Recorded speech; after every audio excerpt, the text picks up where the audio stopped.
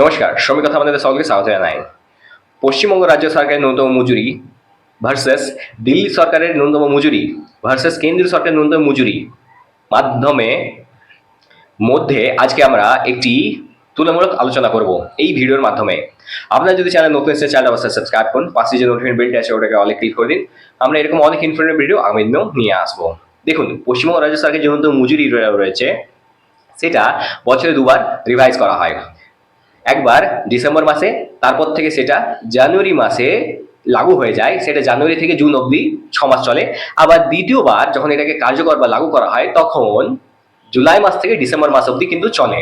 আবার অন্যদিকে দিল্লি সরকার বলুন বা কেন্দ্রীয় সরকার বলুন, এই দুটো সরকারের মধ্যে কিন্তু একই রকমের তালমেল রয়েছে। দিল্লি সরকার বা কেন্দ্র সরকারের যে ন্যূনতম মজুরিটা রয়েছে সেটা কিন্তু অনেকটাই কাছাকাছি। এবার এদের মধ্যে যে পার্থক্যটা হচ্ছে সেটা কিন্তু খুব একটা বেশি নয়। এবার কথা হচ্ছে, বর্তমানে এই যে কেন্দ্র সরকারের যে ন্যূনতম মজুরি আর দিল্লি সরকারের যে ন্যূনতম মজুরি রয়েছে, এটার মধ্যে দিল্লি সরকারের ন্যূনতম মজুরির মধ্যে একটি স্পেশাল প্রভিশন রয়েছে, একটি প্রাবধান রয়েছে। এই প্রাবধান অনুযায়ী যারা শিক্ষাগত যোগ্যতা অর্জন করেছেন, মানে যারা শিক্ষিত, তাদের ক্ষেত্রে কিছু টাকা বেশি বেতন তাদেরকে দেওয়া হয়ে থাকে। তারা যেরকমই কাজ করুক না কেন, এই পেমেন্টটি তারা কিন্তু পেয়ে যায়। এবার চলুন আমি আপনাদেরকে সবচেয়ে প্রথম পশ্চিমবঙ্গ রাজ্য সরকারের যে ন্যূনতম মজুরিটা রয়েছে সেটার ফাইলটা দেখাই, তারপর দিল্লি সরকারের দেখাবো, তারপর আমরা কেন্দ্র সরকার নিয়ে কথাটা বলবো। এখানে যেমন আপনারা দেখতে পাচ্ছেন, পশ্চিমবঙ্গ রাজ্য সরকারের ন্যূনতম যে মজুরির এই যে ফাইলটা রয়েছে, এটা লেবার কমিশনের ওয়েবসাইট থেকে পাওয়া গেছে। এর মধ্যে আপনারা দেখতে পাচ্ছেন এটা 1 জানুয়ারি থেকে 30 জুন অবধি চলে। আবার অন্যদিকে যেখানে দিল্লি সরকার বা কেন্দ্র সরকার রয়েছে সেখানে যে ন্যূনতম মজুরিটা রিভাইজ করা হয় সেটা একবার অক্টোবর মাসে, আরেকবার এপ্রিল মাসে কিন্তু রিভাইজ করা হয়ে থাকে। এবার আপনারা এই জায়গাটা দেখতে পাচ্ছেন, আনস্কিল্ডে দেখুন 399 টাকা, সেমি স্কিল্ডে দেখুন 439 টাকা, স্কিল্ডে দেখুন 483 টাকা, আবার হাই স্কিল্ডে দেখুন 532 টাকা। এর অর্থ হচ্ছে অদক্ষ, অর্ধদক্ষ, দক্ষ এবং অতি দক্ষ। এই জায়গাটা আপনারা লক্ষ্য করবেন। আর মাসিক বেতনটা আপনারা এই জায়গাটা লক্ষ্য করুন। বর্তমানে পশ্চিমবঙ্গ রাজ্য সরকারের যে ন্যূনতম মজুরি আছে সেটা কিন্তু খুবই নগণ্য, মানে কেন্দ্র সরকার বা দিল্লি সরকারের তুলনায় অর্ধেকও রয়েছে। এবার চলুন আমি আপনাদেরকে দিল্লি সরকারের যে ন্যূনতম মজুরিটা রয়েছে সেটা এবার দেখিয়ে দিই। যেমন আপনারা এখানে দেখতে পাচ্ছেন, office of the commissioner of labour, government of NCD, Delhi. এটা দিল্লি সরকারের যে ন্যূনতম মজুরি সেটা এখানে বলা হয়েছে। দেখুন, আপনাদেরকে আমি এই জায়গাটা দেখাবো। Office of the labour commissioner, new Delhi. এখানে যে ন্যূনতম মজুরিটা রয়েছে সেটা আমি আপনাদেরকে অনুরোধ করব এই জায়গাটা কিন্তু একটু দেখবেন। Whereas the government of National Capital Territory of Delhi has revised the minimum rates of wages in the scheduled employment. Scheduled employment এর মধ্যে যে ন্যূনতম মজুরি আছে সেটা রিভাইজ করা হয়েছে 1948 সালের রুল দ্বারা। এবার এখানে দেখুন, এই যে যেটা রিভাইজ করা হয়েছে সেটা ডিএনএস অ্যালাউন্সটা কিন্তু জানুয়ারি থেকে জুন, আবার জুলাই থেকে ডিসেম্বর অবধি কিন্তু কার্যকর করা হয়। আবার 1 এপ্রিল একবার রিভাইজ করা হয়, আর সেকেন্ড 1 অক্টোবর একবার রিভাইজ করা হয়। এখানে যে ন্যূনতম মজুরি যেটা রিভাইজ করা হয়েছে আপনারা এখানে দেখতে পারবেন 1 তারিখ 4 মাস 2025-এ, তারপর 1 অক্টোবর 2025 কিন্তু পুনরায় আবার কিন্তু রিভাইজ করা হয়নি। এখনো কিন্তু এটা পুরনো রেটের মধ্যেই চলছে। আপনারা এই জায়গাটা দেখতে পারবেন। আমি আপনাদেরকে অনুরোধ করব এই জায়গাটা একটু লক্ষ্য করবেন। ভিভিআই জায়গা, এটা ভিভিআই। আপনারা দেখলেন পশ্চিমবঙ্গ রাজ্য সরকারের ন্যূনতম মজুরি হচ্ছে 399। এবার মানে 399 টাকা। এবার এখানে আপনার এই জায়গাটা দেখুন, এখানে ন্যূনতম মজুরি হচ্ছে দিল্লিতে 710 টাকা, আনস্কিল মানে অদক্ষ কর্মচারীদের জন্য। এবার আপনারাই বলুন যে এই পার্থক্যটা কতটা বেশি বা কতটা পশ্চিমবঙ্গ রাজ্য সরকারের মধ্যে সামান্য যে কর্মচারীরা রয়েছেন তাদের শোষণ চলছে। আনস্কিল্ড ওয়ার্কার এর ক্ষেত্রে 710 টাকা, সেমি স্কিল্ড মানে অর্ধদক্ষ কর্মচারীদের ক্ষেত্রে 784 টাকা, স্কিল্ডের ক্ষেত্রে দেখুন 862 টাকা। এখানে কিন্তু হাইলি স্কিল্ড ওয়ার্কারের কোনো প্রভিশন নেই, এটা এখান থেকে বঞ্চিত করা হয়েছে।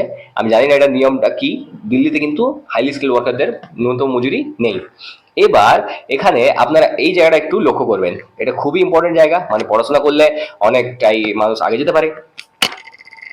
The following rates of minimum wages shall be applicable in respect of the clerical, supervisory staff in scheduled employments. এখানে আপনারা এই জায়গাটা লক্ষ্য করুন, এখানে দেখাচ্ছে 1 তারিখ 4 মাস 2025 থেকে যারা নন ম্যাট্রিকুলেটস, মানে যারা মাধ্যমিক পাস করতে পারেননি, নবম শ্রেণী অবধি পড়েছেন, তাদের জন্য মিনিমাম ওয়েজেস যে প্রত্যেক দিনের ন্যূনতম মজুরি সেটা 784 টাকা। এখানে এটা 784 টাকা, আর পশ্চিমবাংলায় 399 টাকা। আপনারাই ভেবে দেখুন, 400 টাকার উপর কিন্তু এখানে ফারাক হয়ে যাচ্ছে। এইবার এই জায়গাটা আপনারা দেখুন, ম্যাট্রিকুলেট বাট নট গ্র্যাজুয়েট মানে হচ্ছে 12 পাস। যারা 12 পাস করেছেন তাদের ক্ষেত্রে যে ন্যূনতম মজুরি সেটা হচ্ছে 862 টাকা। 862 টাকা তারা পাচ্ছেন।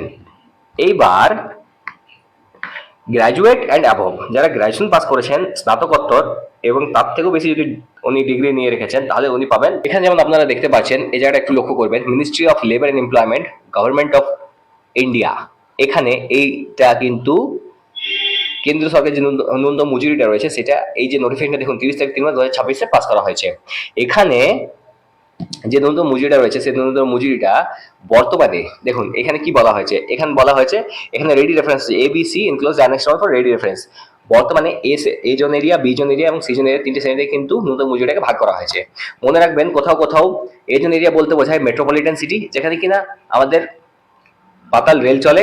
আবার কোনো কোনো জায়গাতে আপনারা এটা দেখতে পারবেন যে এটা মিউনিসিপ্যাল কর্পোরেশন এরিয়া, মানে Asansol municipal corporation area, Durgapur municipal corporation area, Deoghar municipal corporation area, Dhanbad municipal corporation area কিংবা নোটিফাইড এরিয়া। এই ক্ষেত্রে যে মজুরিটা আছে সেটা কিন্তু মেট্রো সিটি থেকে কিছুটা কম হয়ে থাকে, মানে এগুলো 5 থেকে 10 লাখের জনসংখ্যা বহুল এরিয়া। এবার আমি আপনাদেরকে আরেকটা জায়গা বলবো, দেখুন ইনস্ট্যান্ট নোটিফিকেশন। এখানে কি বলা হয়েছে, instant notification is being issued in performance of the subsection 2 of the section 69 of the code on wages 2019, 29 of 2019 and shall remain in force till the corresponding order is issued in pursuance of subsection 2 of the section 7 of the said code. দেখুন এখানে যে নতুন মজুরির কথাটা বলা হয়েছে সেটা বলা হয়েছে এইটা এখন কোড অন ওয়েজেসের যে রুলটা অনুযায়ী এখন থেকে এটা কিন্তু সর্ববৃহৎ লাগু করা হলো বা কার্যকর করা হলো। এবার আমি আপনাদেরকে চলুন সেই জায়গাতে নিয়ে যাই যেখানে ন্যূনতম যে মজুরিটা রয়েছে A zone area, B zone area এবং সি জোন এরিয়াতে, সেটা আমি আপনাদেরকে বলে দেবো। দেখুন আপনারা এই জায়গাটা দেখতে পাচ্ছেন, এখানে বলা হয়েছে 1/4/2026 থেকে রেটটা কিন্তু কার্যকর। 1/4/2026 থেকে রেটটা কিন্তু কার্যকর। বর্তমানে আমরা থাকি আসানসোলে, তা আসানসোল হয়ে যাচ্ছে আমাদের বি জোন এরিয়া, আসানসোল হয়ে যাচ্ছে আমাদের B zone area. B zone এরিয়াতে যে মজুরি আছে সেটা এখানে দেওয়া রয়েছে।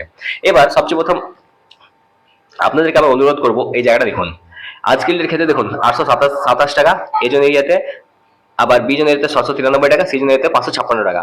আবার সেমি স্কিল্ডের ক্ষেত্রে দেখুন 918 টাকা, এখানে বি জোন এরিয়াতে 781 টাকা, আর সি জোন এরিয়াতে 650 টাকা। স্কিল্ডের ক্ষেত্রে দেখুন 1008 টাকা, বি জোন এরিয়াতে 918 টাকা, সি জোন এরিয়াতে 781 টাকা। আবার হাইলি স্কিল্ডের ক্ষেত্রে দেখুন 1094 টাকা, 1008 টাকা, এরপর দেখুন সি জোন এরিয়াতে 918 টাকা। এটা হচ্ছে পার্থক্য বা এটা হচ্ছে ফারাক বর্তমানে ন্যূনতম মজুরির রেটের। আপনারা যেমন এখানে দেখতে পাচ্ছেন, আমি একটা পেজের মধ্যে লিখে রেখেছি যে ন্যূনতম মজুরি কোথায় কত দেওয়া হচ্ছে। দেখুন পশ্চিমবঙ্গ রাজ্য সরকার একদিনের যে অদক্ষদের ন্যূনতম মজুরিটা দিয়ে থাকে সেটা দেখুন 399 টাকা। আবার সেই ক্ষেত্রে দিল্লি সরকার দেখুন 710 টাকা, আবার কেন্দ্র সরকার সেখানে কিন্তু 783 টাকা ম্যাক্সিমাম ন্যূনতম মজুরিটা দিয়ে থাকে। তাহলে প্রায় আপনারা জানতে পারছেন এখান থেকে যে পশ্চিমবঙ্গ রাজ্য সরকার কেন্দ্র সরকারের ন্যূনতম মজুরির থেকে প্রায় অর্ধেক টাকা আমাদেরকে দিয়ে থাকে।